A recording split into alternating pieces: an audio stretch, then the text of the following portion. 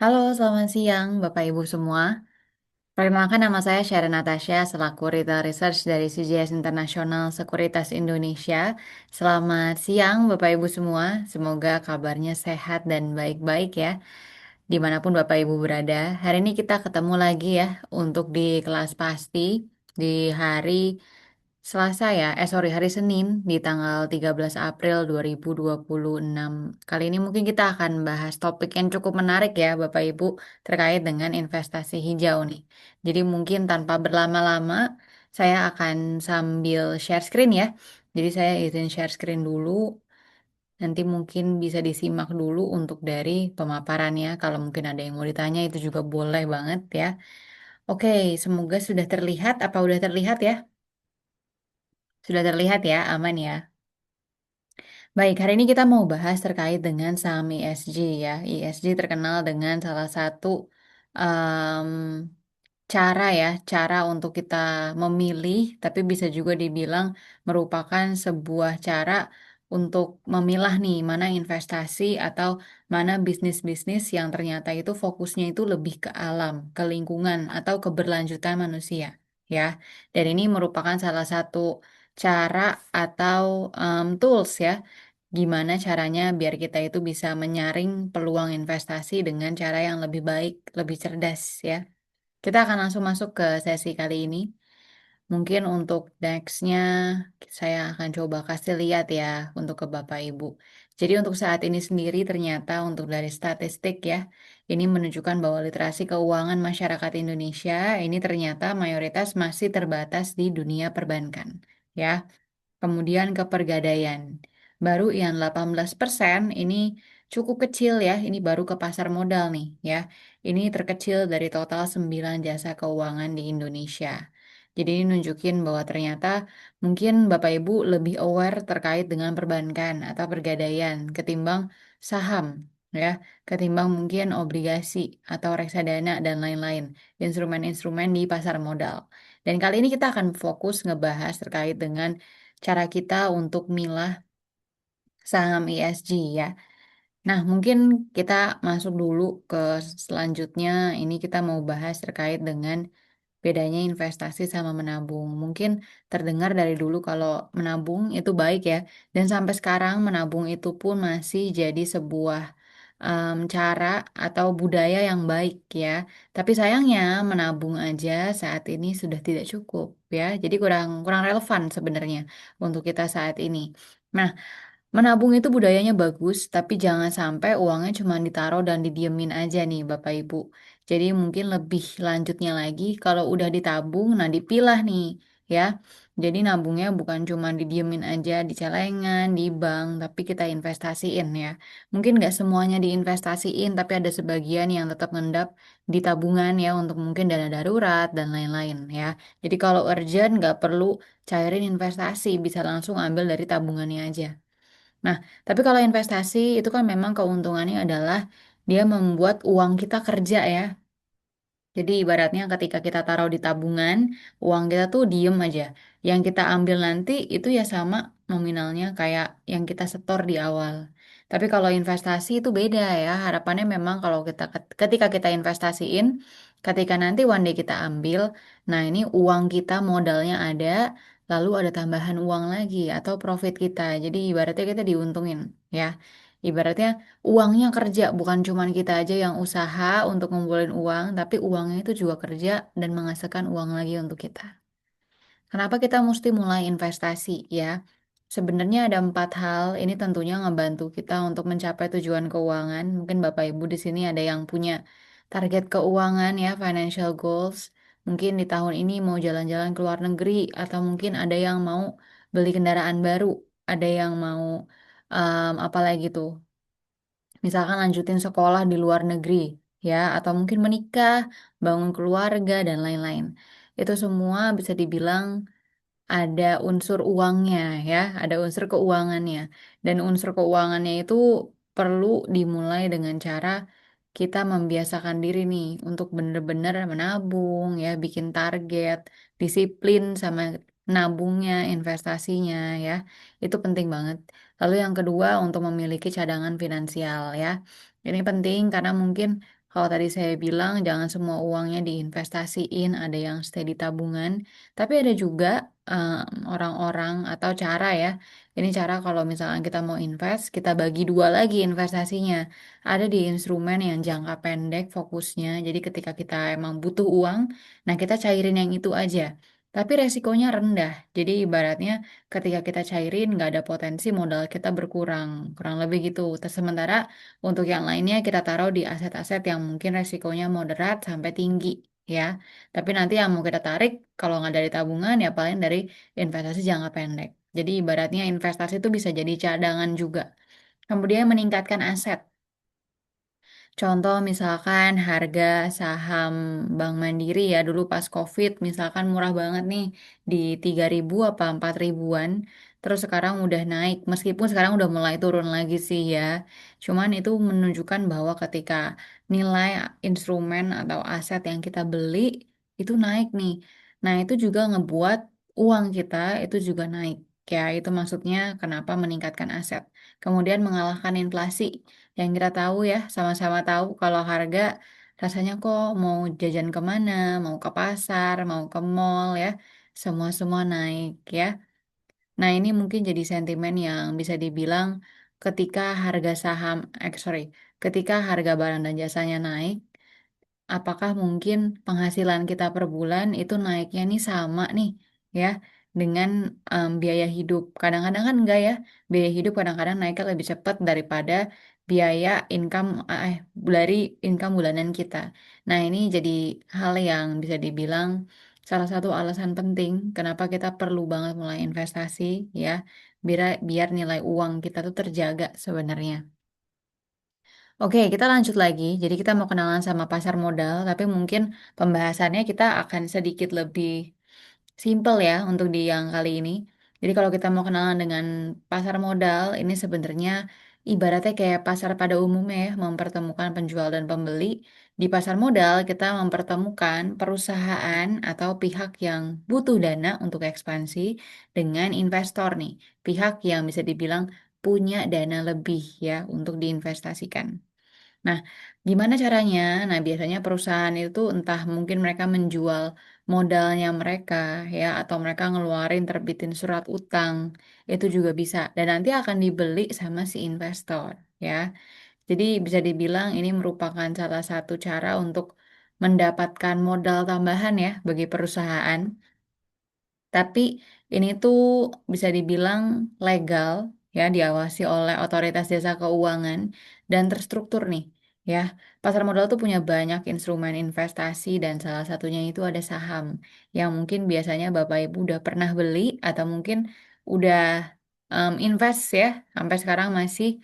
Nah, itu salah satu instrumen di pasar modal kita ya. Dan ini tentunya kenapa orang-orang tertarik sama saham karena biasanya saham itu memberikan potensi keuntungan itu yang tinggi, tapi bisa dibilang meskipun tinggi dan resikonya juga tinggi, tapi semuanya itu aman ya, karena difasilitasi oleh karena diawasi oleh otoritas jasa keuangan, tapi juga difasilitasi oleh Bursa Efek Indonesia. Ya, bahkan bukan Bursa Efek Indonesia juga, ada pihak-pihak lain yang turut andil nih, biar transaksinya itu jadi transparan ya, biar jadi jelas dan aman. Nah, mungkin kalau kita lihat lebih lanjut saham itu apa, jadi sebenarnya saham itu ibaratnya kayak kita memiliki sebuah perusahaan ya, sebuah bisnis, tapi emang seberapa persen nih kita punya ya. Kalau misalkan makin banyak, tentunya suara kita sebagai pemilik perusahaan akan makin besar dampaknya.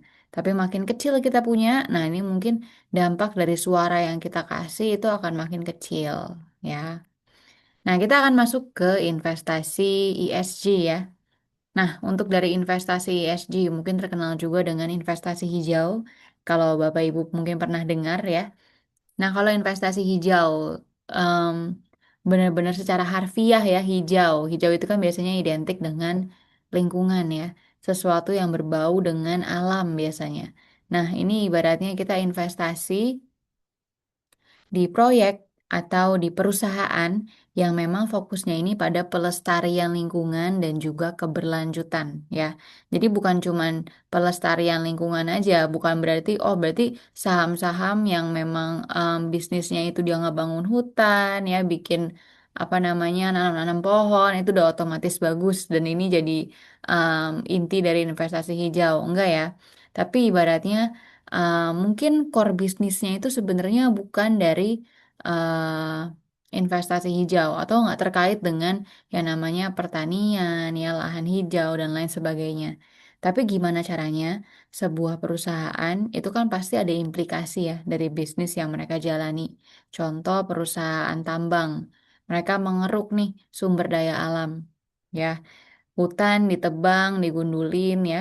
Untuk mereka tuh mengeruk kekayaan alam. Nah, itu kan ibaratnya kasih dampak nih. Dampaknya ke lingkungan, mungkin lingkungannya rusak. Jadi mungkin mudah banjir atau mudah longsor ya.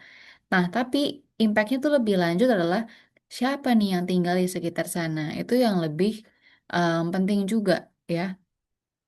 Masyarakat di daerah sana itu gimana cara mereka untuk bertahan hidup kalau memang daerah tempat tinggalnya itu udah nggak layak untuk ditinggali ya.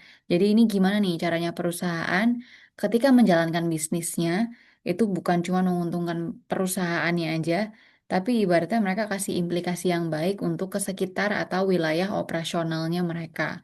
Mungkin kalau yang wilayah tambang itu mungkin salah satu bentuknya adalah mereka memperkerjakan warga-warga sekitar ya, atau mereka rutin juga nih untuk ngelakuin reboisasi ya, atau mereka mungkin nanam kembali dari sisi hutan yang mereka gundulin ya, ada beberapa daerah yang ditanam kembali dan itu ibaratnya buat ekosistem alam itu tetap berlanjut, tetap sehat ya, tetap terjaga.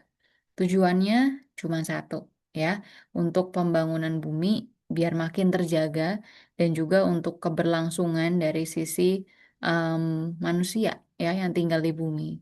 Itu sebenarnya tujuan utama dari investasi hijau ya.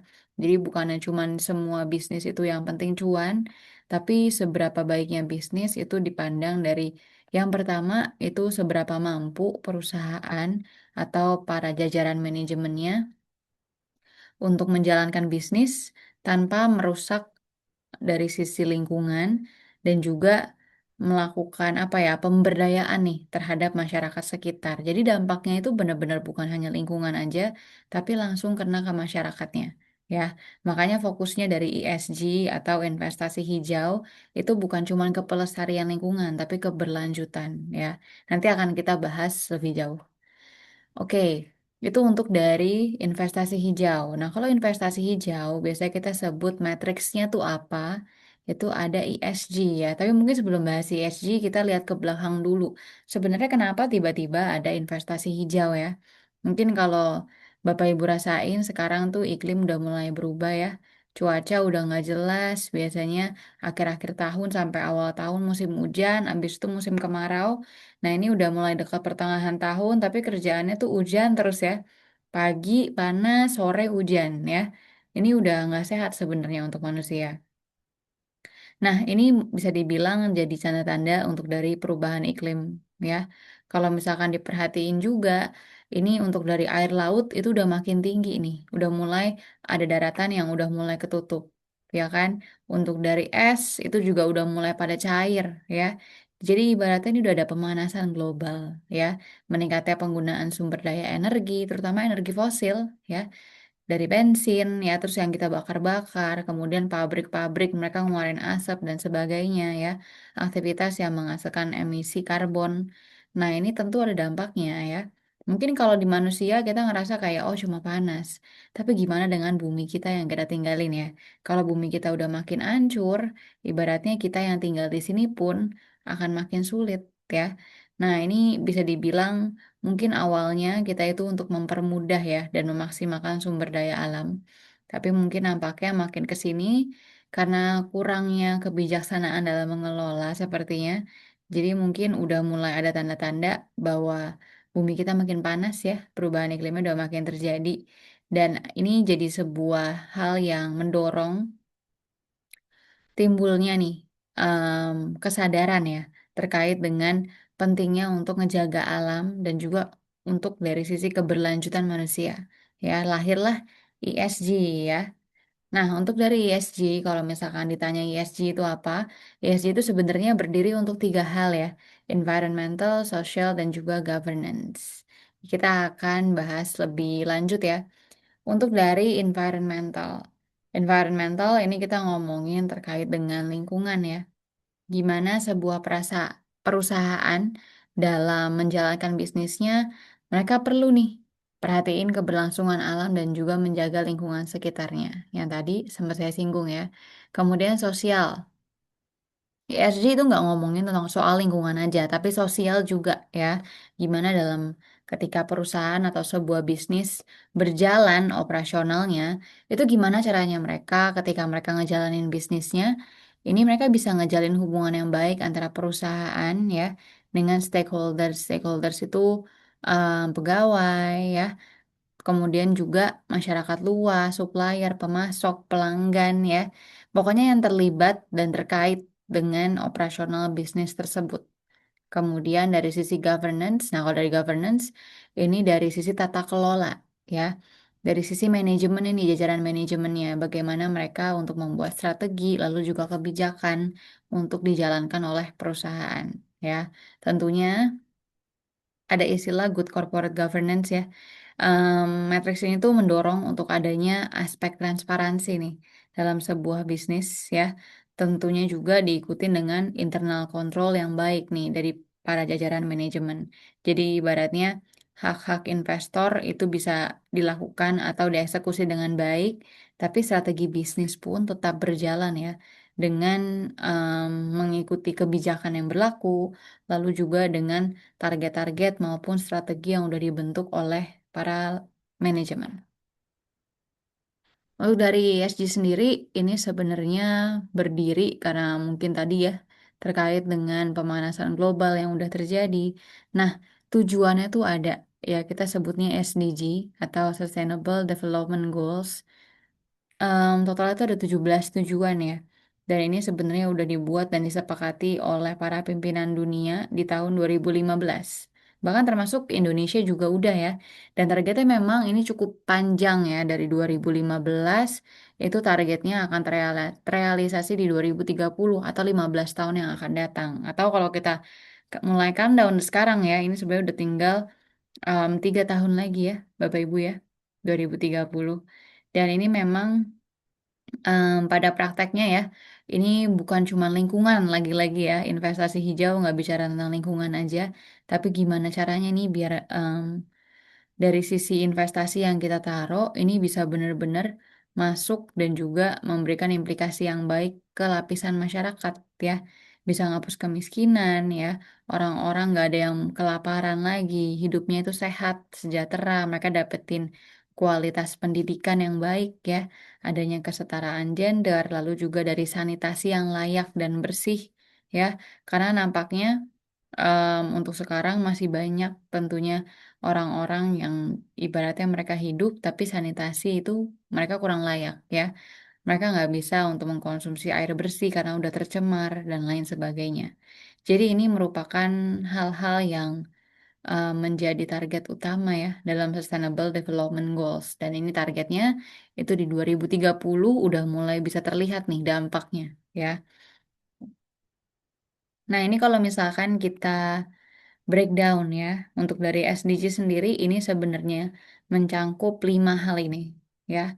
People, planet, prosperity, peace, dan juga partnership. Mungkin kalau dari people ini kita lebih ke arah mengakhiri kemiskinan ya. Gimana caranya masyarakat ini bisa hidup dengan layak sebenarnya kalau kita ngomongin dengan people. Ini untuk dari sisi kemiskinannya bisa diakhiri, terus nggak ada lagi tuh orang-orang yang kelaparan ya, bisa ngejamin juga mereka punya kesehatan yang baik ya, kelayakan untuk hidup ya, termasuk untuk mereka memperoleh edukasi atau pendidikan formal ya, sekolah. Karena tentunya masih ada juga orang-orang yang mungkin mereka saat ini memiliki keterbatasan nih dari secara ekonomi, jadi mereka nggak bisa menempuh jalur edukasi yang formal. Nah, ini hal-hal yang jadi sasaran utama yang fokusnya itu ke masyarakat atau ke people. Lalu ada planet. Kalau kita ngomongin planet, ini kita ngomongin terkait dengan lingkungan ya. Gimana caranya kita sebagai manusia ini bisa ngejaga kesehatan bumi ya, pakai barang-barang yang mungkin bisa didaur ulang ya, lalu menjaga kehidupan di bawah laut ya, bahkan hidup-hidup di darat. Nah ini gimana caranya biar kita bisa hidup di darat, tapi daratan ini nggak hancur ya, ibaratnya tetap sehat ya.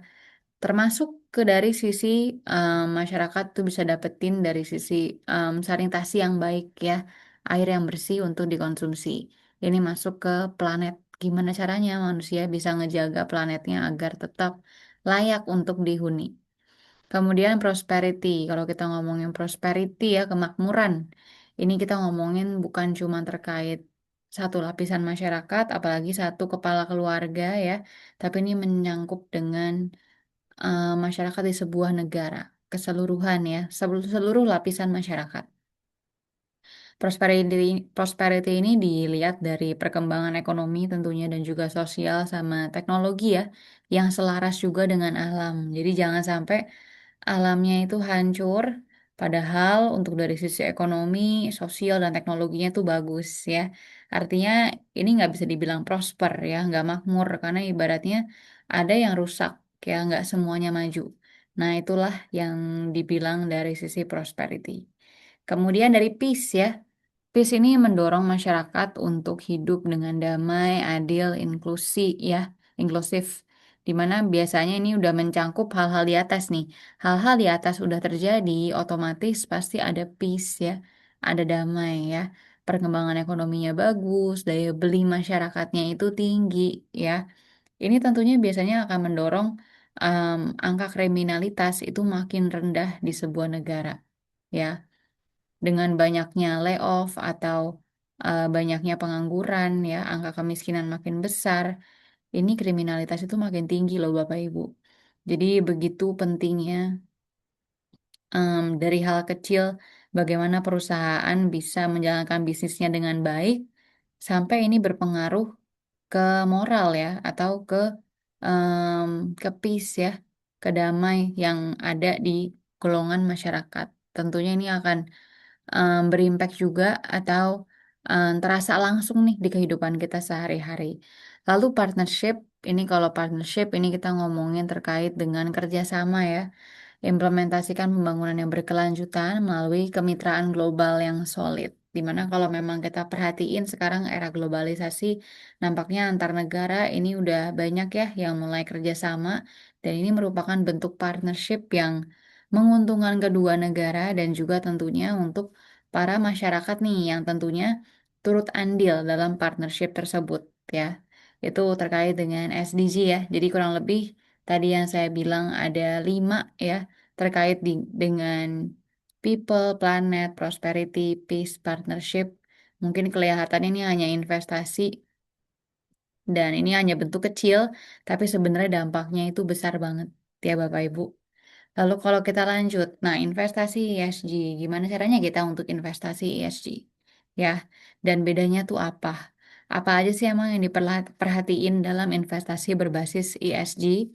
Nah, untuk dari kita sebagai investor atau mungkin Bapak Ibu calon investor, ini sebenarnya untuk dari penerapan ESG sendiri, itu caranya adalah dengan melakukan investasi yang berbasis ESG ya, di mana ini tetap menganggap penting ya. Kita sebagai investor perlu lihat laporan keuangan, perlu melihat sektor industri, ya modal bisnisnya kita tetap perlu lihat dan juga terutama prospek usaha ya. Itu masih tetap kita lihat. Tapi ada tambahan nih yang nggak boleh di-exclude dari cara kita memilih investasi, khususnya saham, yaitu environmental, social, dan governance ya. Di mana kita perlu perhatiin perusahaan-perusahaan yang memang selaras nih dengan aspek-aspek yang telah ditentukan lewat ESG tadi, lewat 3 hal tadi ya. Jadi harapannya memang investor tuh bukan cuma dapetin return yang tinggi secara konsisten, tapi ini secara jangka panjang, ini dampaknya tuh lebih luas lagi ya. Dampaknya itu langsung ke masyarakat dan juga ke planet kita. Itu dari sisi ESG. Nah, biasanya perusahaan-perusahaan yang ada listing di bursa, itu mereka ada kewajiban untuk membuat sustainability report ya, setahun sekali. ini Bapak Ibu bisa akses langsung ke perusahaannya ya. Jadi ibaratnya ini akan kasih tahu nih, ini emang hal-hal apa aja sih yang udah dilakuin sama perusahaan selama setahun terakhir, terutama yang menyangkut tentang sustainability atau keberlanjutan ya, dari sisi alam, lalu juga dari sisi sosial dan juga dari governance-nya. Jadi akan bahas tiga hal tersebut ya di report ini. Ini mungkin Bapak Ibu boleh akses langsung di website resminya perusahaan atau langsung buka website IDX ya, itu biasanya ada. Oke, saking pentingnya ISG, jadi untuk saat ini di bursa itu juga udah ada 4 indeks utama ya terkait dengan ESG ya. Ada ESG Leader, kemudian ada Sri Kehati, ada ESG Sector Leaders IDX Kehati, lalu juga ada ESG Quality 45 IDX Kehati ya. Jadi ini bisa dibilang dipilah-pilah atau diklasifikasikan ya sama bursa kita indeks-indeks atau saham-saham mana yang layak nih melalui kategori-kategori ini untuk masuk ke dalam sebuah indeks ESG. Jadi kalau Bapak Ibu bingung, itu saham ESG itu apa aja ya? Bapak Ibu bisa langsung berpacu ke 4 indeks ini ya. Biasanya mungkin akan ada beda-beda dikit karena pasti kan tentunya ada ini ya, preferensi atau klasifikasi yang beda. Tapi biasanya isinya tuh mungkin Bapak Ibu akan lihat kayak oh ini lagi ya. Karena memang saham ESG itu ada banyak ya. Jadi mungkin Bapak Ibu bisa lihat lebih lanjut. Nah, kenapa implementasi dari ESG ini itu penting ya Bapak Ibu? Sebenarnya kalau untuk dari implementasi ESG ini sangat penting karena tentunya kalau kita perhatiin dari sisi perusahaan ya, ada banyak keuntungan yang bisa diambil dari sisi perusahaan. Yang pertama itu dari sisi pengelolaan resiko dan mengambil peluang ya. Implementasi ESG tentunya akan meningkatkan produktivitas dari sisi perusahaan karena akan mendorong inovasi nih ya. Jadi perusahaan atau manajemennya akan didorong untuk terus lakukan inovasi dan biasanya kalau inovasi dilakuin ini biasanya cenderung produktivitasnya akan lebih baik ya. Dan tentunya mereka akan lebih agile juga nih terhadap efisiensi. Lalu menjaga reputasi perusahaan ya, meningkatkan dari sisi kepercayaan stakeholders melalui penerbitan sustainability report. Nah, yang tadi udah sempat saya sampaikan sebelumnya ya, yang bisa langsung Bapak Ibu akses. Kemudian menarik investor ya. Tentunya investor yang memang fokusnya itu untuk long term, apalagi untuk institusi-institusi besar ya. Ini mereka memasukkan juga matriks ESG ya dalam cara mereka memilah saham-saham mana nih yang layak untuk diinvestasiin ya. Jadi ini tentunya juga nggak akan lepas dari perhatian mereka. Lalu adaptif terhadap terhadap perubahan peraturan dan juga regulasi. Karena balik lagi biasanya ya saham-saham yang udah menerapkan ESG ini inovasinya itu terus berlangsung ya, produktivitinya itu tinggi. Jadi biasanya mereka cenderung lebih adaptif nih ketika ada mungkin peraturan atau regulasi baru. Sementara kalau untuk investor itu kenapa ya kok penting? Jadi sebenarnya balik lagi dari sisi kita investor, ini investasi kan otomatis yang menjalankan ESG ini biasanya bisnisnya udah resilient ya. Biasanya juga cenderung ini udah perusahaan-perusahaan besar ya yang menjalankan ESG. Karena biasanya tentu butuh dana yang mungkin beda-beda ya, relatif berbeda. Tapi tentunya kalau memang perusahaannya ini bukan perusahaan yang kuat, nah ini mungkin masih di nomor sekian kan ya untuk melakukan ESG ya. Lebih baik modalnya untuk operasional keseharian. Tapi balik lagi tergantung makanya. Tapi mayoritas perusahaan yang udah melakukan atau menerapkan ESG ini mereka punya bisnis yang resilient. Tentunya bisnis yang resilient atau yang fundamentalnya kuat itu kan juga jadi pilihan-pilihan para investor. Lalu biasanya seiring dengan fundamentalnya yang kuat, returnnya biasanya cenderung kompetitif ya, karena biasanya harga saham ini berjalan beriringan dengan kinerja perusahaan juga. Lalu yang ketiga ini sebagai bentuk diversifikasi portofolio ya. Jadi mungkin memberikan tambahan lain untuk portofolio Bapak Ibu yang udah ada. Ini terkait dengan penilaian ESG, ini biasanya bisa langsung diakses di website IDX ya, melalui link yang ini. Nanti akan muncul juga dari emiten-emiten ESG nilainya itu berapa. Ada yang besar, ada yang kecil ya. Nah, ini mungkin dari sisi topik ya. Jadi saham-saham ESG yang masuk dari rekomendasi tim research CGS International Sekuritas Indonesia. Nah, mungkin kalau diperhatiin, ini ada 10 ya, sekitar 10 saham, sorry, 10 sektor ya, ada banking, ada property, consumer staples, toll roads ya, chemicals, ada telco juga, healthcare, retail, sama semen ya. Nah, ini saham-saham yang bisa dibilang udah menerapkan ESG ya di operasional mereka. Dan ini juga jadi masuk rekomendasi kita ya, Bapak Ibu semua. Jadi mungkin boleh dicek, ada BBCA, Bank Mandiri ya, ada banyak. Dan ini mungkin bisa jadi memudahkan ya jadi sebuah tools ya ESG ini untuk Bapak Ibu bisa menyaring lagi investasinya karena tentunya mungkin terlihatnya simpel ya hanya investasi tapi mungkin dampaknya akan kita rasain untuk jangka waktu yang panjang dan bukan cuman kita doang pribadi tapi juga bisa langsung kena ke masyarakat dan lingkungan. Baik, mungkin itu aja untuk di sesi kali ini, Bapak Ibu. Nanti selanjutnya juga akan ada sesi lanjutan ya, nanti akan dilanjutkan. Mungkin Bapak Ibu bisa stay di dalam room ini. Kita akan lanjut lagi dan kita akan ketemu lagi di sesi lain selanjutnya. Terima kasih Bapak Ibu.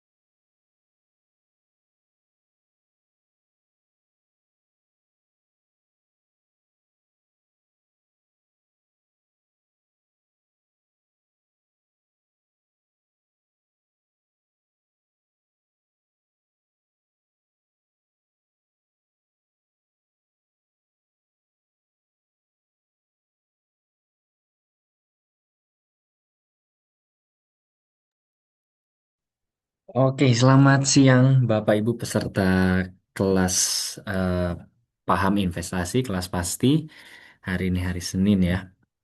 Nah, gimana tadi mungkin sudah banyak dapat insight ya, udah dapat banyak informasi pasar juga dari tim research kita soal perkembangan market terkini, kemudian rekomendasi dan strategi investasi apa saja yang mungkin bisa dipertimbangkan sebagai alternatif pengambilan keputusan investasi untuk Bapak Ibu karena ya di market yang volatilitas dan fluktuasinya lumayan tinggi ini sekarang-sekarang ini pasti Bapak Ibu butuh banyak sekali insight, kemudian rekomendasi dan advice supaya portfolionya tetap bisa tumbuh secara optimal. Nah, oke, di sesi kali ini seperti biasa saya Andri Sumarno dari tim eh, retail service itu dari in-house team ingin kembali mengingatkan beberapa fitur platform maupun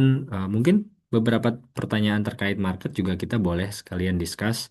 Jika Bapak Ibu punya pertanyaan, boleh jangan ragu untuk bisa isi kolom chat ya untuk pertanyaannya. Oke. Nah, beberapa pertanyaan nasabah yang biasa diskusi dan komunikasi bersama kami umumnya terkait dengan bagaimana melakukan switching dalam market yang terkesan memang lagi banyak tekanan seperti ini gitu karena ya kita akui bahwa beli saham di saat market yang lagi kurang oke sentimennya katalisnya mungkin cukup banyak negatifnya sehingga market beberapa bulan terakhir mengalami bearish dalam jangka pendek, tapi mungkin 2-3 hari terakhir justru market mulai menunjukkan potensi rebound ya Bapak Ibu ya, ada sedikit optimisme sehingga Bapak Ibu investor, kemudian beberapa juga yang lagi trading, trader punya semangat lagi nih melihat market ke depan karena memang pasar modal atau market itu pasar saham cenderung seperti itu ketika semakin banyak sentimen negatif di saat orang sudah banyak yang hopeless gitu ya dengan instrumen investasinya atau sahamnya justru di saat orang lagi fear-fearnya justru peluang atau opportunity untuk bisa beli saham dengan valuasi yang murah itu disitulah momennya gitu ya. Jadi beberapa hari terakhir ini adalah momentum ya untuk Bapak Ibu yang mau trading atau justru mungkin kolek saham-saham untuk jangka panjang bisa dipertimbangkan ya. Contohnya hari ini boleh saya share screen ya sebentar. Oke, hari ini kalau kita lihat marketnya, naik hampir 1% ya. Tadi pagi justru dibukanya di teritori negatif ya. Sesi 2 justru agak ngebut banget nih sampai poin plusnya 60 poin ya, hampir 0,8%. Saham-sahamnya tadi saya sempat lihat bahwa top gainer kita bisa dilihat di sini ya. Di market kita hari ini top 20-nya bisa dilihat di sini nih menu di CGSI Trade. Saya juga kembali mengingatkan beberapa fitur yang mungkin Bapak Ibu jarang pergunakan untuk bisa melakukan filterisasi market di saat market sedang running seperti ini. Bisa lihat nih kalau misalkan lihat top gainernya ada di sini nih, top 20, top 20 stocks, kemudian kita bisa sort by gainer, losers atau percentage, bahkan volume dan value transaksi ya. Ah, hari ini gainernya tuh kayak PTRO, TPIA, Datacom ini wah ternyata banyak juga ya saham-saham yang berbasis konglomerasi ya. Mungkin tadi juga agak sedikit punya korelasi ya dengan materi sebelumnya yang disampaikan tim research soal ESG ya, soal grup-grup bisnis atau saham-saham yang memang size market cap-nya dan size bisnisnya cukup sustain dan resilient gitu ya di saat market lagi fluktuatif. Buktinya ketika market rebound justru ternyata saham-saham yang recovery duluan terlihat ya hari ini ya. Untuk hari ini saja kelihatan menjadi saham-saham yang ada di jajaran top gainers ya seperti TPIA, ini konglomerasi Pak Prayogo, PTRO gitu ya. Pak Prayogo dan lain-lain ini data juga grup Jarum. Kemudian masih banyak yang lainnya ini Pak Prayogo juga nih BRPT ya top 10-nya masih banyak Pak Prayogo ya grup konglomerasi. Kemudian ini ada Raja. Wah, ini juga menarik nih. Jadi ternyata beberapa bulan dan tahun terakhir ternyata fundamental market kita juga nggak lagi cukup lumayan variatif ya. Nggak hanya berkutat di sektor finance aja atau sektor mungkin infrastruktur. Nah, sekarang banyak juga sektor energi, kemudian energi baru terbarukan yang bisa menjadi pilihan Bapak Ibu nih untuk trading mungkin gitu ya di saat market kemarin bearish drop-drop wah ternyata itu adalah momentum untuk beli saham yang lagi diskon Bapak Ibu ya wah kelihatan kebayang ya kalau misalkan kita punyanya hari Jumat kemarin beli PTRO hari ini udah naik 12% kebayang ya cuannya sudah melimpah ruah Bapak Ibu ya oke. Congrats Bapak Ibu yang kemarin sudah punya keberanian, punya confident, dan pastinya mungkin banyak dapat insight juga ya dari kelas-kelas yang kami selenggarakan, kelas pasti seperti ini. Bapak Ibu menjadi lebih confident bahwa melihat market turun itu bukan lagi hanya melihat ketakutannya ya atau pesimisme ya, tapi melihatnya sebagai sebuah opportunity atau kesempatan untuk beli gitu ya. untuk dan memanfaatkan momentumnya. Nah, kalau lihat kita gainer percentage-nya kita lihat coba ya. Oh, ini banyak di dominasi oleh produk structure waran ya, karena mungkin memang kalau waran kan prosentasenya kenaikannya cukup tinggi ya. Kalau kita lihat volumenya, mungkin oh sama juga ya. Oke, volume wah justru ada BNBR nih ya. Beberapa saham yang harga sahamnya di bawah 100 juga masuk nih kayak Goto gitu ya. Karena mungkin volume sahamnya banyak ya yang diperdagangkan ya. Dewa, wah, grup Bakri juga menarik nih untuk trading ya. Tapi tetap bisa disesuaikan disclaimer-nya dengan risk profile Bapak Ibu ya. Bahwa memang saham-saham seperti ini terlihat high return, tapi juga jangan lupa pasti level risikonya juga pasti akan mengikuti ya.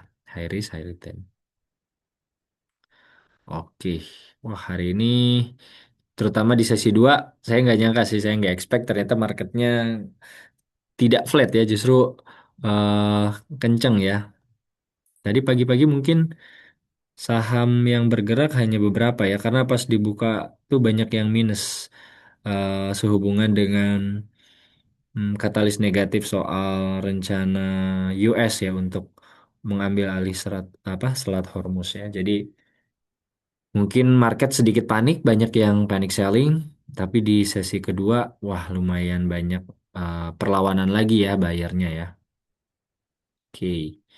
Nah, Bapak Ibu, saya ingin mengingatkan juga Bapak Ibu yang tadi punya kesulitan untuk bagaimana nih melakukan pertimbangan untuk apa yang namanya disebut rebalancing, kemudian switching dana investasi Bapak Ibu di di CGSI Sekuritas Indonesia.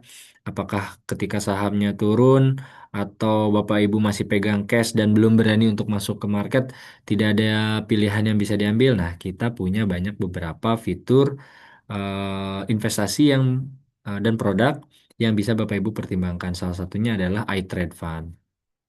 Itu ya. Coba kita cek sebentar. iTrade Fund itu adalah fitur pembelian reksadana, Bapak Ibu ya, untuk nasabah CGSI Sekuritas Indonesia yang sudah punya akun regular.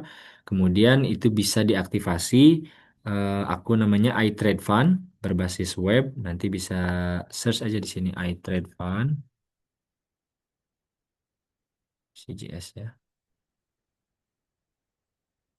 Coba kita lihat ya. Nah, di web ini CGS iTrade Fund kita punya banyak sekali produk reksadana yang bisa dijadikan pertimbangan untuk switching atau kita bilang untuk rebalancing mungkin portfolionya ya. Tadinya mungkin bobot sahamnya banyak karena sahamnya lagi belum berani masuk lagi atau takut beli tapi marketnya masih volatile sekali bisa dipertimbangkan juga untuk beli reksadana. Nah, belinya startingnya bisa dari Rp10.000 loh ya. Ada yang bisa dibeli dengan harga yang startnya dari Rp10.000 gitu ya. Jadi ini sangat terjangkau buat teman-teman atau Bapak Ibu nasabah retail udah bisa eh, ini ya untuk bisa akomodir nih ya untuk produk reksadanya.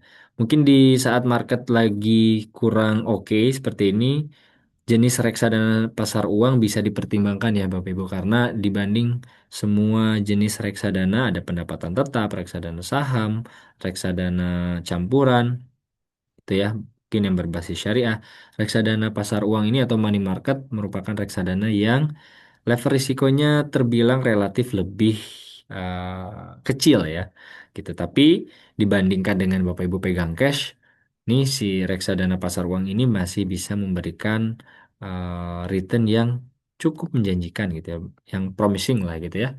Prospeknya bagus dalam 1 tahun masih bisa tumbuh 5,6% gitu ya. Ketimbang ditaruh di produk deposito gitu ya, yang tumbuhnya mungkin hanya 2 sampai 3% belum dikurangi dengan biaya pajak 20%. Nah, produk reksadana pasar uang ini bisa dipertimbangkan oleh Bapak Ibu ya.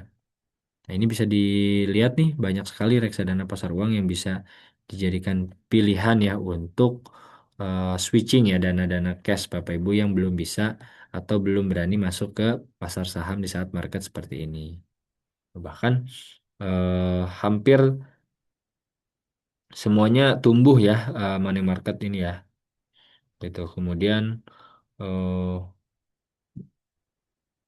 manajer investasinya pun memang yang sudah bekerja sama bersama CGSI International Sekuritas Indonesia itu manajer investasi yang cukup reliable gitu ya. Kayak BNI Aset gitu ya, ada Mega, kemudian ada Cipta Dana.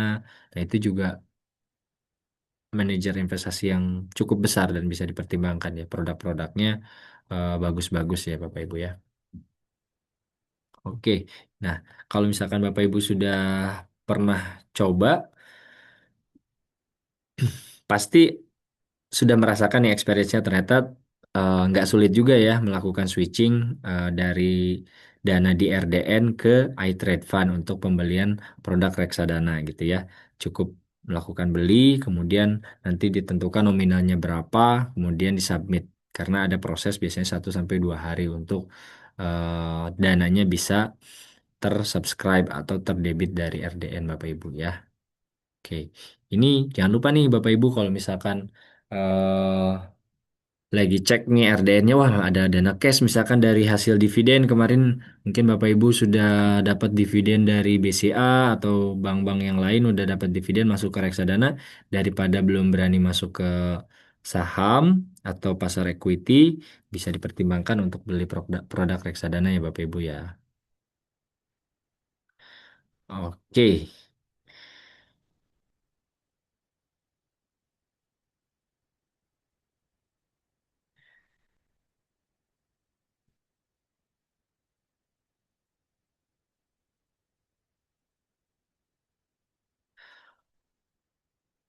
Marketnya masih terus naik ya. Tadi waktu kita mulai sesi saya tadi masih di bawah 60. Sekarang bertahan di positif 64 sampai 63 ya Bapak Ibu ya. Kita bisa lihat nih. Oh tadi Bufas 1255 ya. Bahkan high-nya tadi 1265 ini grupnya Hapsoro ya Bapak Ibu. PTRO masih kuat ya di atas 6.000. Tadi juga ada energi nih. Energi naiknya sampai 12%. Mungkin ini juga eh, terdampak oleh sentimen positif peningkatan tensi geopolitik ya. Harga minyaknya mungkin udah naik lagi Bapak Ibu ya. Oke, fitur-fitur CGS iTrade itu mungkin yang paling eh, familiar Bapak Ibu yang sering gunakan selain tadi yang top 20. Kemudian untuk lihat portfolio di menu session. Nah, ini penarikan dana juga Bapak Ibu ada di sini ya. Ini untuk subnya jangan lupa harus input PIN. Nah, nanti ini bisa diisi. Kemudian kalau misalkan pengisian withdraw cash-nya di atas jam 12 biasanya dananya akan diproses di hari bursa berikutnya Bapak Ibu ya. Oke. Nah, bagaimana dengan chartnya CGSI Trade ya? Kita coba sambil analisa kecil-kecilan lah ya untuk lihat mode teknikal dari beberapa saham yang hari ini manggung. Kita pakai historical chart,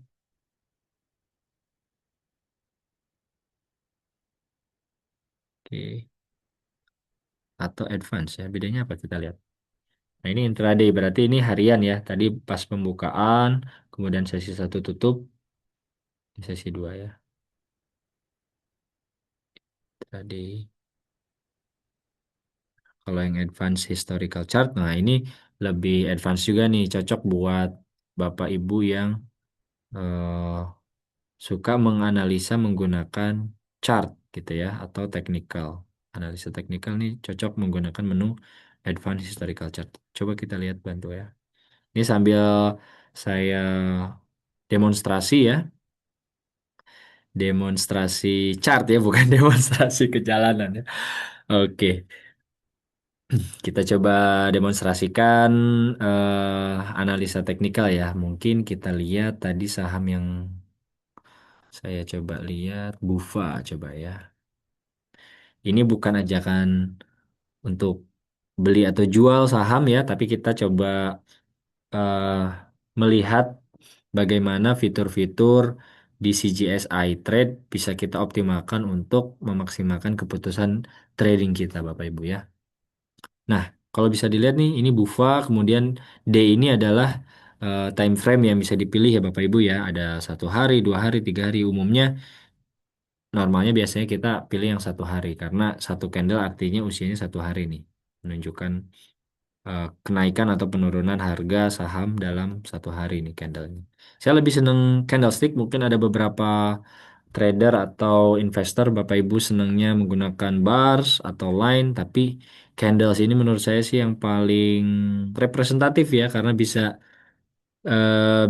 menunjukkan high-nya pada saat itu si harga bisa naik seberapa tinggi, kemudian low-nya di berapa, open-nya di berapa dan close-nya di berapa. Jadi simpelnya ketika lihat candlestick warna merah ini artinya eh, harga penutupannya lebih rendah dibandingkan harga pembukaan gitu ya. Jadi kalau biasanya candle merah seperti ini berarti openingnya ini di level atas ini Bapak Ibu ya. Gitu. Kemudian kalau candlestick ini istilahnya ada eh, tail atau ekor ya. Kalau ekornya posisinya di bawah dengan body candlesnya berarti biasanya ini posisi low-nya. Kalau misalkan tail-nya atau ekornya di atas berarti itu posisi high-nya ya. Oke, ini menarik sih kalau saya lihat saham Bufa ya. Secara trends juga masih cukup solid meskipun bulan Januari ya, akhir Januari ini mengalami penurunan lumayan signifikan. Mungkin ini kalau Bapak Ibu ingat, ini adalah penurunan diakibatkan oleh rating MSCI yang melakukan downgrade terhadap market kita ya dan memberikan PR besar untuk regulator pasar modal di kita ya untuk berbenah, melakukan revolusi. Nah, ini penurunan cukup tajam tapi ternyata ada rebound, market balik optimis, kemudian turun lagi sehubungan dengan adanya perang Iran ya. Nah, ini 1 minggu terakhir ini mengalami recovery nih lumayan ya. Kalau bisa kita lihat nih pilih, biasanya kalau saya sih tidak terlalu banyak menggunakan analisa yang macam-macam atau indikator yang terlalu rumit. Biasanya saya cukup kita pengen tentukan di mana level support dan resistennya. Karena simpelnya kita pengen tahu kan kapan kita beli dan kita jual itu ya sebagai trader. Umumnya kita perlu level harga itu kan ya. Nah, biasanya saya bikin garis-garis seperti ini nih untuk memastikan di mana nih level idealnya kita melakukan pembelian atau istilahnya level support atau lantai ya dan level resisten untuk acuan kita melakukan penjualan di mana di level resisten umumnya market atau investor atau trader menganggap itu saham sudah cukup tinggi atau cukup naik cukup signifikan sehingga waktunya time to sell gitu ya. Nah, sekarang harga ada di sini nih Bapak Ibu. Jadi kalau kita lihat di sini ada penggaris nggak ya? Nah, ini measure nih. Bisa kita lihat, oh berarti kalau saya beli di harga sekarang, upside potensialnya atau potensi kenaikannya berapa nih dibanding potensi penurunan? Nah, ini ada eh, fitur penggaris ya atau measure gitu ya. Itu bisa digunakan measure itu di chart ini ya, advanced historical chart, bisa diklik dan di drag. Oh, nanti muncul nih. Oh, berarti level kenaikannya hampir 30% Bapak Ibu ya. Kalau lihat resistennya di 1700 ya karena kondisi harga sekarang 1230 ya. Kemudian penurunannya berapa? Kita lihat. Ya mirip-mirip juga ya. 25 sampai 27% ya. Memang posisinya kalau kita lihat juga di antara support dan resisten harga ada di tengah-tengah ya Bapak Ibu ya.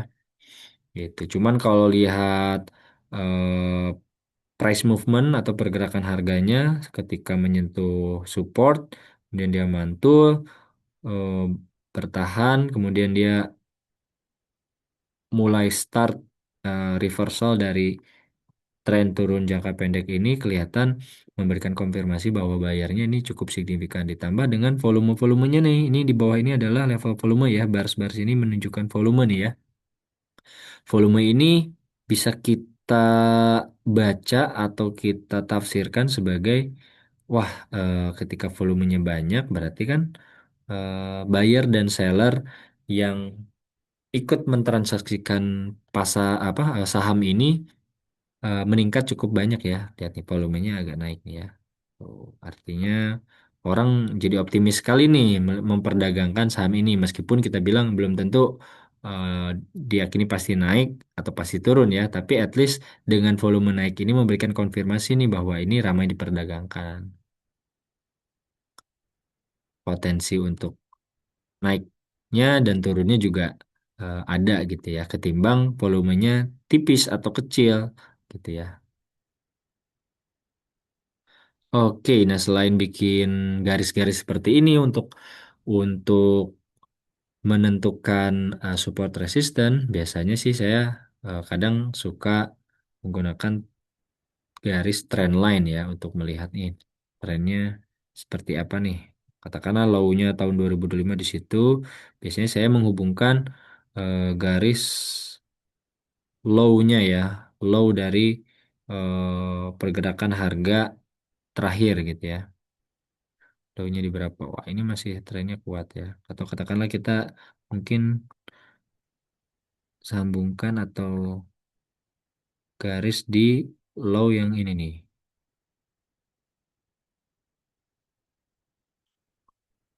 Oke. Sebentar Bapak Ibu. Nah, ini kan ada level low, gitu ya. Ini juga ada level low. Satu kali, hampir ini dua kali, tiga kali ya. Ini low-low ini juga harusnya dianggap sebagai support kuat nih. Kenapa tren ini dianggap super kuat? Karena biasanya kalau kita bilang ini uptrend karena cenderung pergerakan trennya naik, ketika dia menyentuh low dan kemudian harganya bergerak naik ke atas lagi, kita bisa anggap itu sebagai support Bapak Ibu. Karena di level itu ternyata buyernya yang control the price gitu ya. Menarik sekali sebenarnya belajar tentang chart ini ya dengan menggunakan indikator atau tools yang simple dan kita bisa membaca wah kemana nih arah pergerakan marketnya nih ya dengan analisa yang sederhana gitu ya. Ditambah tadi insight-insight dari tim research gitu lah. Mungkin harusnya nih kita bisa mempertajam analisa kita Bapak Ibu ya. Oke. Nah, ketika dia naik kemudian turun artinya kan support dari trend line uptrend ini ketembus nih ya. Tapi sejauh mana nih level supportnya ini, trend line-nya ini benar-benar ditinggalkan oleh harga gitu ya. Ternyata setelah tembus ke bawah terjadi yang namanya sideways atau kita bilang buyer and sellernya sama-sama ragu nih ya, nggak terlalu ke bawah, artinya sellernya tidak terlalu dominan, begitupun buyernya tidak terlalu dominan sehingga terjadi yang namanya apa namanya ini ya? Terjadi yang namanya sideways ya atau harga bergerak flat atau mungkin beberapa mengenalnya dengan istilah base ya atau harga nggak kemana-mana nih flat gitu ya. Biasanya fase-fase ini banyak juga beberapa trader menafsirkan sebagai fase-fase tertentu. Ada yang menganggap ini sebagai fase akumulasi atau distribusi tergantung harga setelah fase flat ini akan kemana? Kalau ke bawah berarti fase ini adalah fase distribusi nih, di mana ketika flat kemudian diikuti dengan drop. Tapi kalau lihat harga 3 hari terakhir nih ya, kenapa saya bilang 3 hari? Karena ada 3 candle ya setelah setelah si kotak yang sideways ini ya, ternyata harga bergerak naik nih. Berarti bisa kita anggap sebagai ini fase-fase orang memikirkan atau mempertimbangkan untuk akumulasi ya Bapak Ibu ya. Kalau betul, analisisnya betul berarti harganya harusnya naik ya Bapak Ibu ya. Harusnya ya dan harapannya naik gitu ya kalau Bapak Ibu sudah punya saham BUFA. Naiknya kemana ya? At least target terendahnya di sini nih kalau saya lihat ya. Tapi kembali saya disclaimer ini bukan ajakan beli atau jual saham. Saya coba demonstrasikan bagaimana fitur CGSI Trade ini bisa berfungsi untuk membantu analisa Bapak Ibu ya. Nah, ternyata targetnya lumayan ya ke 1.700 gitu. Kalau betul-betul memang ini saham bergerak setelah melewati fase akumulasi ya Bapak Ibu. Oke, menarik sekali ini Bu Fa ya. Oke, coba kalau lihat yang lain. Kita lihat BRPT mungkin ya. Barito. Wah, ini hari ini cukup menarik sekali nih saham ini ya. Karena hari ini sendiri naik 15%. Bapak Ibu, saham konglomerasi naik 15%. Wah, menarik kan ya. Dan volumenya juga lihat. Di 1 minggu terakhir volumenya cukup signifikan. Dan cenderung naik. Dari hari ke hari naik, naik, naik, naik nih. Hari ini juga masih berjalan nih. Masih sesi 2. Masih ada berapa jam lagi nih. Sekarang jam 14.38. Masih ada 1 jam setengah lagi nih ya. Volumenya udah melewati volume hari Jumat kemarin ya.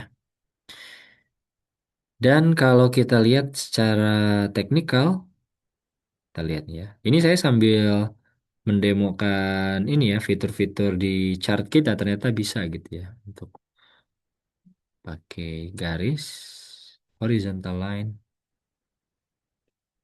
Nah, katakanlah ini level supportnya ya, karena dari titik rendah. Kemudian ini titik high-nya di sini. Kenapa saya Mas, gimana caranya kita menentukan level support dan resisten gitu ya? Biasanya level level resisten seperti ini nih, garis yang lagi saya tarik-tarik, biasanya ditentukan oleh level high dari candle-candlenya nih. Kenapa? Kita anggap itu sebagai resisten karena ketika harga menyentuh garis itu, cenderung harganya turun. Artinya ketika level harga menyentuh level itu, seller yang mengontrol harganya sehingga harga cenderung turun gitu ya karena seller kontrol the price gitu ya lebih dominan gitu lebih banyak nge-sell sell sell dibanding buyer lebih agresif lah gitu ya jadi hajar kiri buang kiri nah itu istilahnya seller kontrol the price ya Bapak Ibu oke nah ini bisa kita anggap sebagai resisten kenapa semakin banyak harganya mantul di level itu umumnya secara theoretically, teori teknikal, itu dianggap sebagai resisten kuat ya.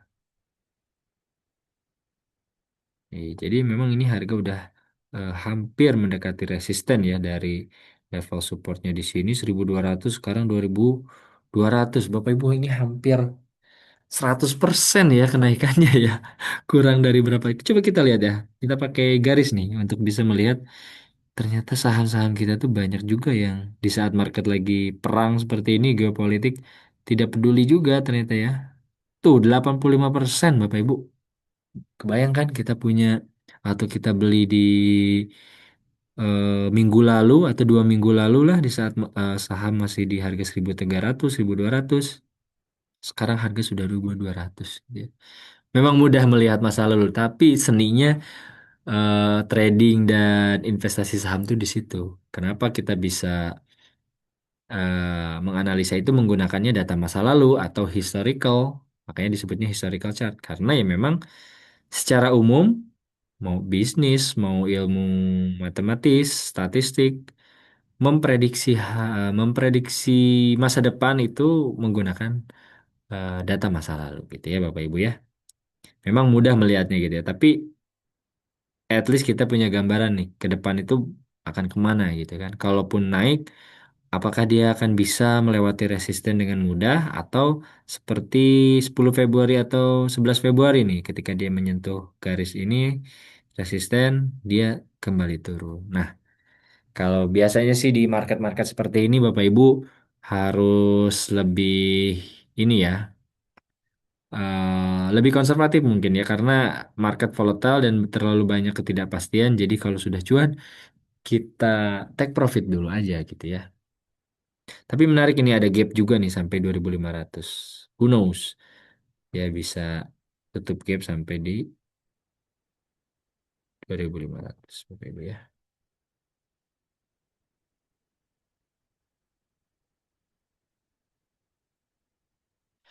Oke.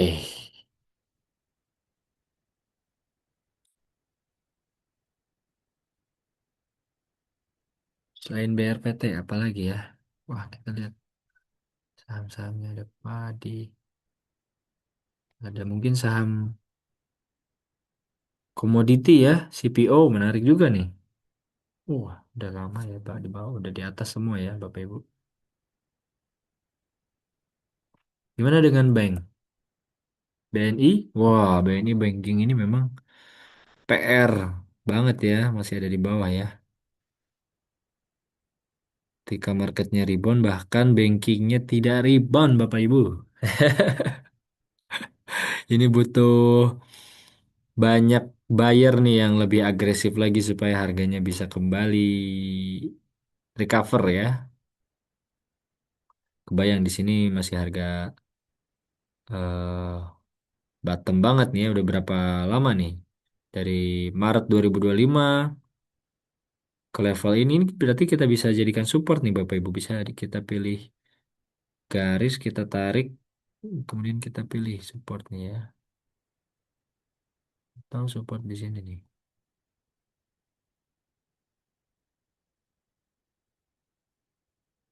Nah, ini kita bisa jadikan support nih Bapak Ibu. Di 3600 sampai 3700 ya. Bahkan kalau bisa naik di atas 3750 lagi, kita bisa anggap dia recovery atau rebound seperti hal-hal sebelumnya. Reboundnya cepat juga Bapak Ibu ya, turunnya cepat, reboundnya cepat. Nah itu karakteristik di saham memang ya, secara adagium atau secara peribahasa, baik pengalaman gitu, saham-saham yang turunnya cepat, naiknya pun reboundnya pun relatif lebih cepat ya, kalau memang penurunannya bukan dikarenakan atau disebabkan oleh hal-hal fundamental terkait dengan bisnis perusahaan tersebut ya atau bisnis di saham itu. Kalau fundamentalnya tidak ada gangguan, lebih karena sentimen pasar atau risiko pasar, bahkan risiko eksternal, biasanya reboundnya secepat ini Bapak Ibu ya. Ini saya coba garisin ya.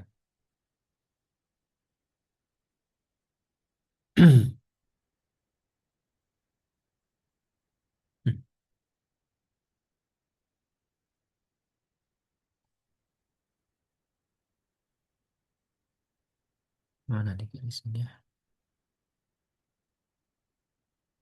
Ya, seperti ini turun ya.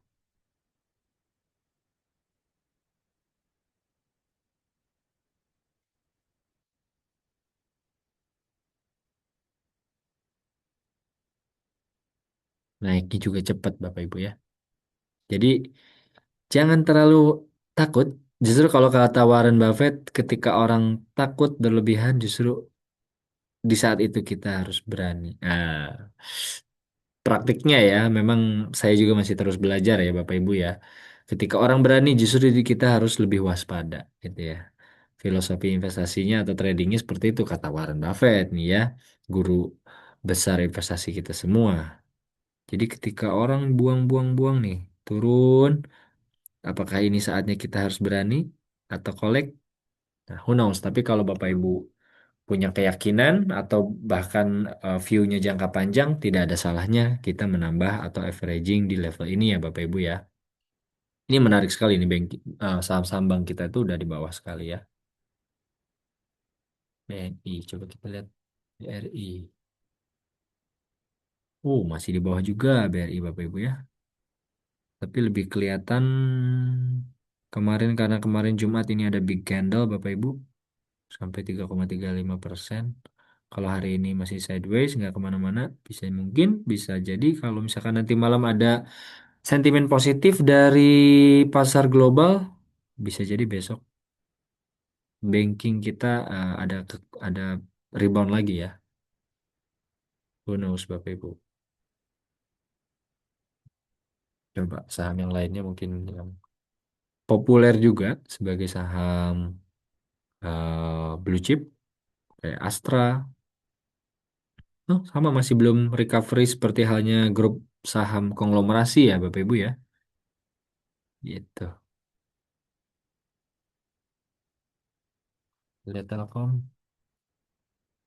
Telkom juga masih menarik. Jadi jangan disia-siakan beberapa saham-saham yang masih levelnya kita bilang secara teknikal nih ya dengan analisa sederhana terlihat eh, masih relatif cenderung murah.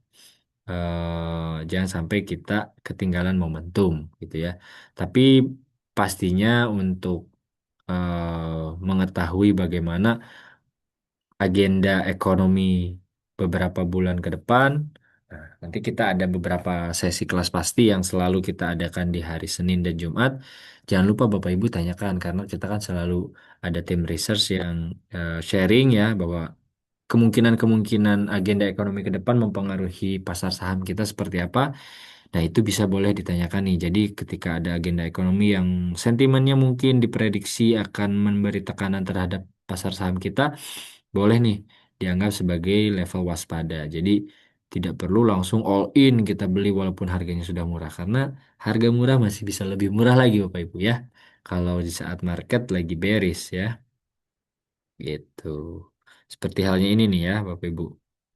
Jadi, harganya sudah turun, naik sedikit ternyata masih bisa turun lagi bisa turun lagi ya jadi tidak ada jaminan kita bisa beli harga paling bottom ya market memang tidak ada yang tahu oke Bapak Ibu mungkin cukup sekian yang bisa saya share hari ini sekilas tentang bagaimana menggunakan fitur Advanced Historical Chart di CGSI iTrade sorry CGSI Trade platform trading online dari CGSI Sekuritas Indonesia menggunakan garis horizontal untuk menentukan support and resistance ya.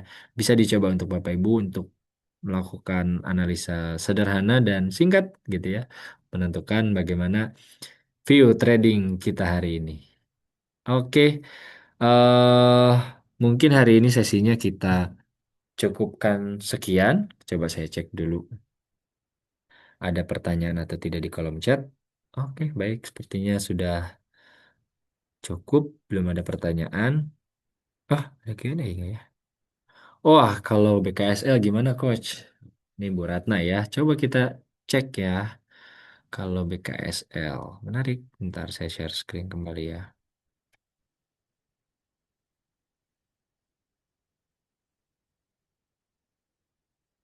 Nah, nggak apa-apa. Ditanyakan saja ya kalau misalkan ada pertanyaan. Mumpung lagi ada sesi bedah atau analisa singkat soal saham-saham ya dengan menggunakan chart ya Bapak Ibu. Wah, BKSL menarik banget. Saya ngelihat saham tuh kadang lihat ketika kita buka chartnya tuh udah kelihatan ya. Maksudnya ini trennya seperti apa, kemudian posisi harga saat ini di mana gitu ya. Jadi beda cerita nih kalau harga sekarang ada di sini 180. Wah, pasti saya wah harus agak hati-hati karena balik lagi ya. Ketika kita berbicara soal saham itu pasti juga sebelum kita ngambil keputusan trading saham ini kita lihat perbandingan antara risk dan rewardnya ya. Potensi naik dan potensi turunnya nih. Kalau harganya masih bottom atau ada di bawah. Kenapa kita bilang di bawah? Ya kan kita lagi lihat chart 1 tahun nih. Nih ujung chart kirinya kan Juli 2025. Ya sekarang April 2025 hampir 1 tahun. Kalau enggak kita buka dari April deh. Ah, wow, April di sini ya. Ini April nih. April dari 71 120 ya. Menarik nih. Chart 1 tahun ya. Satu tahun terakhir BKSL bayangkan 193.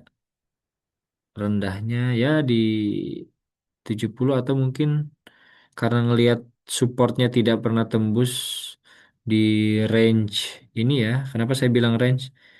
Karena harga ya tidak eksak ya, apalagi dinamika pasar ya.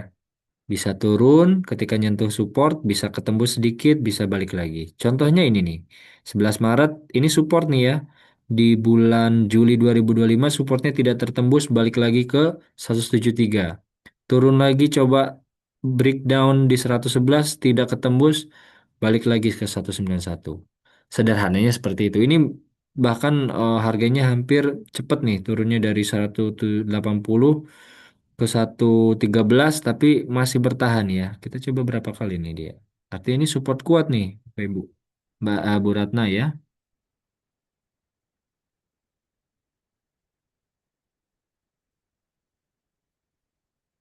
Satu kali, dua kali,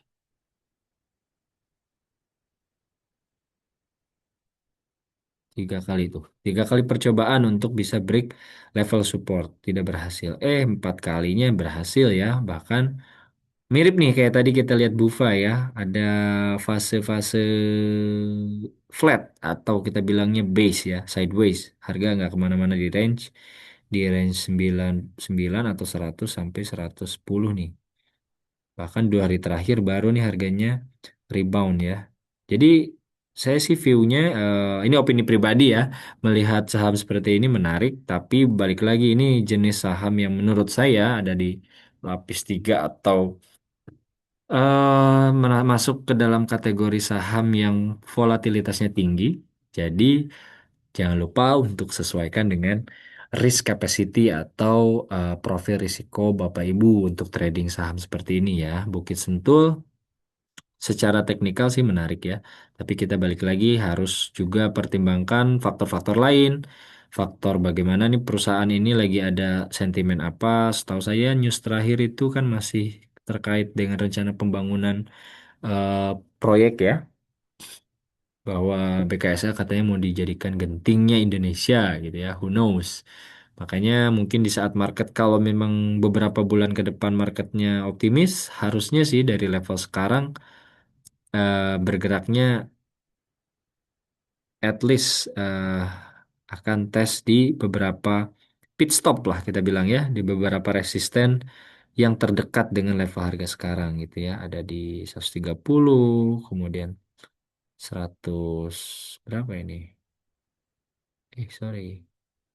155 gitu ya. Kenapa 155 nih bayangkan ya. 155 patut saya jadikan resisten karena dia beberapa kali menahan kenaikan harga ya. Jadi seller sellernya yang control the price. Di sini ada juga, di sini juga. Tuh, jadi nih resisten, resisten.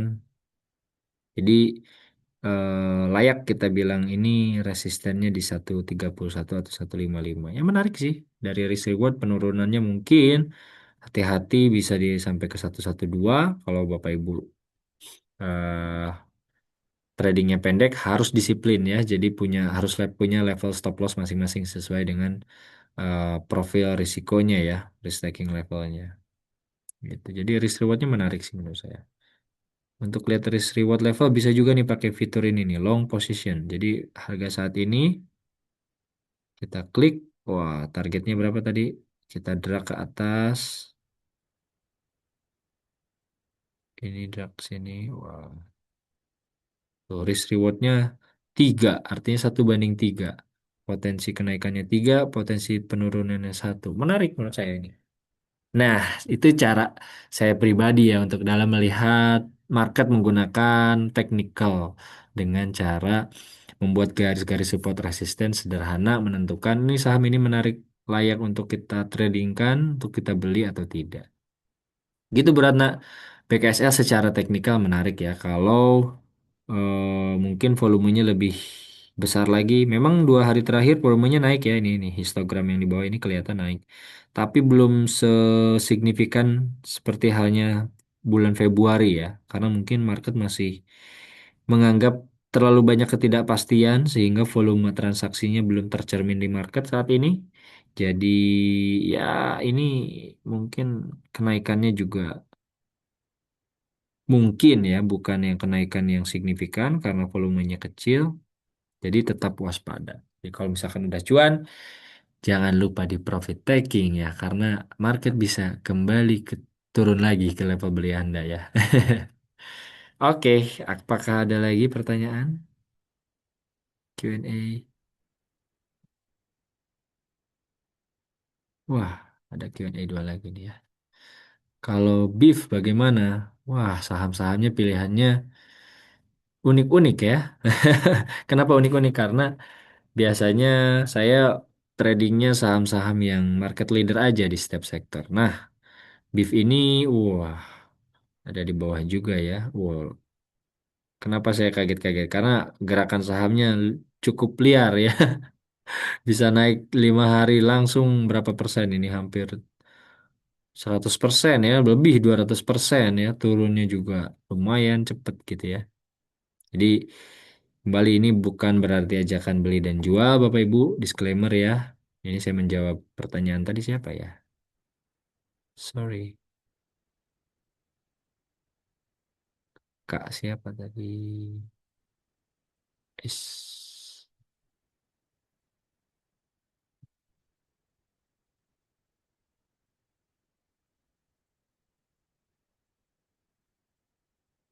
Diana ya, Beef. Beef ya masih di bawah. Intinya ya masih menarik. Tapi kadang gini loh Bapak Ibu. Kita melihatnya, wah harganya masih di bawah harga misalnya. Semuanya ketika market habis crash karena perang itu pasti banyak harga yang masih di bawah gitu ya.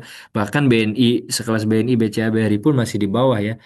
Cuman kan mana nih saham yang menjadi preferensi atau pilihan kita melihat dengan hmm, tingkat frekuensi, volume transaksi, artinya kan partisipasi pasar nih terhadap saham itu. Jadi kalau misalkan volumenya terlalu kecil, walaupun di harganya murah atau ada di support, eh, belum tentu kita bilang ini layak untuk kita collect ya, gitu ya. Kecuali memang ada rencana corporate action gitu ya, dan prospeknya ke depan bakal bikin harga sahamnya bagus atau performa bisnisnya jadi eh, incredible gitu ya, ya itu baru bisa kita bilang ini layak untuk kita beli. Tapi kalau volume transaksinya masih rendah, apalagi kita lihat mungkin bid offernya ya, kita lihat nih bid offernya berapa bid. Nah, ini juga bisa mempengaruhi ya. Berarti hari ini value-nya 1,5 bio gitu ya. Hmm, saya sih melihatnya belum ya, belum terlalu aktif. Artinya kalau kita beli saham yang belum aktif, ya kita harus banyak sabar ya, Bapak Ibu ya. Kalau misalkan mungkin kalau udah punya juga ya, tergantung punyanya di level mana nih. Karena kalau lihat market hari ini banyak yang rebound, pasti rasanya gatel ya ingin switching ke saham yang lain yang lagi manggung ya, lagi banyak ditransaksikan ya. Ya, BIF ini secara volume aja belum belum menariknya karena likuiditasnya mungkin masih tipis ya. Kalau dari segi harga, wah jauh banget ini ya penurunannya ya. Artinya risk rewardnya pasti kalau beli, kalau belum punya ya, ya pasti minim ya. Cuman ya balik lagi, kita belum melihat adanya konfirmasi lah kalau misalkan istilah trading ya. Mungkin di atas 275 atau 280 baru kelihatan ya. Karena harga belum bisa break nih di level resisten terakhir nih ya. Ya, resisten terakhir kan ini nih ya. Di level 276. Gitu, Budiana. Oke. Wah, bertahan ya. Mudah-mudahan sampai closing nanti market kita ditutup hijau ya Bapak Ibu. Sehingga saham yang tadi pagi kita beli di saat market lagi down bisa bisa kita profit taking hari ini atau mungkin besok pagi ya. Oke, terima kasih Bapak Ibu atensinya, antusiasmenya di kolom Q&A. Untuk kelas pasti hari ini, jangan lewatkan kelas pasti di sesi berikutnya. Dan juga jangan lupa follow semua sosmed CJSI Sekuritas Indonesia untuk memperoleh informasi kelas investasi berikutnya ya. Oke. Saya izin undur diri. Terima kasih. Sekali lagi mohon maaf kalau misalkan ada kekurangan. Selamat siang Bapak Ibu. Salam cuan. Bye bye. Thank you jempolnya.